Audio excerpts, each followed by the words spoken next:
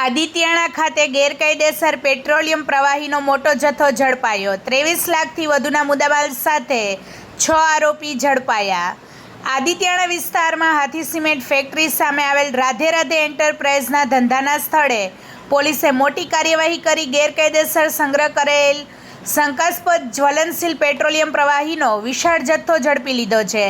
Police તપાસ દરમિયાન પાછળ રહેલ ટેકમાં આશરે 12,000 લીટર પેટ્રોલિયમ પ્રવાહી મળી આવ્યું હતું, જેની કિંમત અંદાજે 8,64,000 થાય છે। આ ઉપરાંત ટ્રકની ટાંકીમાં ભરેલ 350 લીટર પેટ્રોલિયમ પ્રવાહી પણ જપ્ત કરવામાં આવ્યું છે। આ કાર્યવાહી દરમિયાન પોલીસે truck, royal Enfield motorcycle, dispenser machine, nozzle pipe સહિત લોખંડનો સ્ટોરેજ ટાંકો, ઇલેક્ટ્રિક મોટર તેમજ અંગઝડતીના રોકડ નાણાં જપ્ત કર્યા છે। સાથે જ મોબાઈલ ફોન નંગ 6, કેશ કાઉન્ટર મશીન, લોખંડના બેરલ, પ્લાસ્ટિકના ટાંકા વગેરે બિલ સહિતનો સામાન કબજે કરી લેવામાં આવ્યો છે। પોલીસ દ્વારા જપ્ત કરાયેલ સમગ્ર મુદ્દામાલની કુલ કિંમત 23,80,420 થાય છે। આ કેસમાં કરશનભાઈ એભાભાઈ જાતે ઓડેદરા, અળશીભાઈ ભીમાભાઈ ઓડેદરા, કાંધલભાઈ રામદેવભાઈ કડછા, આશીષભાઈ રામજીભાઈ વરવાડિયા, મસરીભાઈ નાગાભાઈ ઓડેદરા સહિત કુલ 6 આરોપીઓને પોલીસે ઝડપી લીધા હતા, જ્યારે ભરતભાઈ મુળુભાઈ મોઢવાડિયા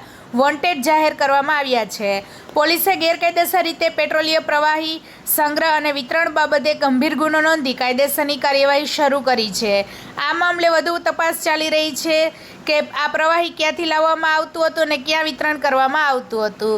રિપોર્ટર સિદ્ધાર્થ બુદ્ધદેવ, રાણાવાવ। વધુ સમાચાર જોવા માટે અમારી યુટ્યુબ ચેનલને સબસ્ક્રાઈબ કરો અને અમારા ફેસબુક પેજ અને ઇન્સ્ટાગ્રામ પેજને ફોલો કરો।